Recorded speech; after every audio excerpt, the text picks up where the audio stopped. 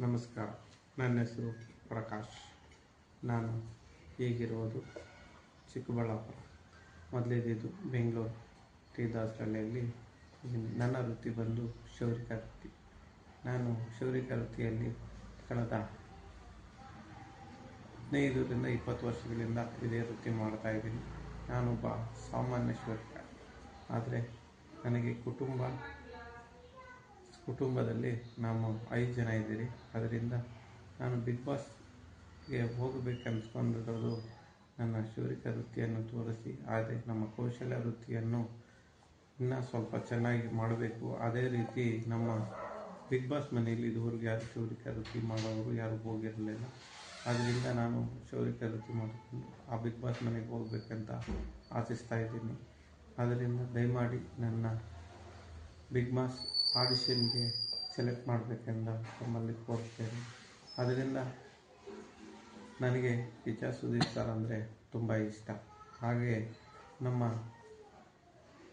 ಕೆಲಸದಲ್ಲಿ ನಾನು 20 ವರ್ಷದಿಂದ ಮಾಡ್ತಾಯಿದ್ರು. ನಾನು ಏನು ಸಾಧನೆ ಮಾಡೋಕ್ಕಾಗ್ತಾಯಿಲ್ಲ. ಆದರೆ ಬಿಗ್ ಬಾಸ್ ಮನೆಗಾದರೂ ಹೋಗಿ ಏನಾದರೂ ಒಂದು ಸ್ವಲ್ಪ ನಾನು ಸಾಧನೆ ಮಾಡೋಣ ಅಂತ ನಾನು ಅಂದ್ಕೊಂಡಿದ್ದೀನಿ. ದಯಮಾಡಿ ಎಲ್ಲ ನನ್ನ ಪ್ರೀತಿ ಎಲ್ಲ ಕನ್ನಡದ ಜನತೆಗೆ ಹೃತ್ಪೂರ್ವಕ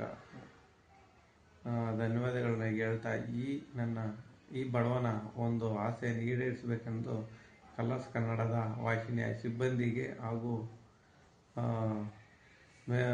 ಸುದೀಪ್ ಸರ್ಗೆ ಮನವಿ ಮಾಡ್ಕೊತಾ ಇದ್ದೀನಿ. ದಯಮಾಡಿ ನನ್ನನ್ನು ಬಿಗ್ ಬಾಸ್ ಮನೆಗೆ ಸ್ಪರ್ಧಿಯಾಗಿ ಆಯ್ಕೆ ಮಾಡಬೇಕೆಂದು ತಮ್ಮಲ್ಲಿ ಕಳಕಳಿಯ ಮನವಿ ಮಾಡ್ತಾ ಇದ್ದೀನಿ.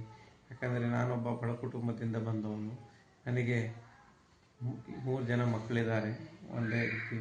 ಆದ್ದರಿಂದ ನನಗೆ ಬ್ಯಾಕ್ ಸಪೋರ್ಟ್ ಆಗಿ ಯಾರೂ ಇಲ್ಲ.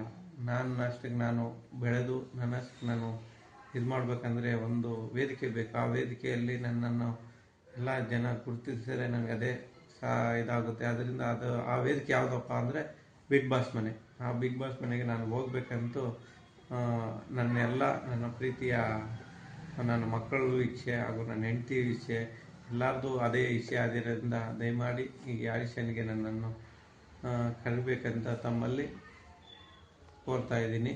ಅದೇ ರೀತಿ ನನ್ನ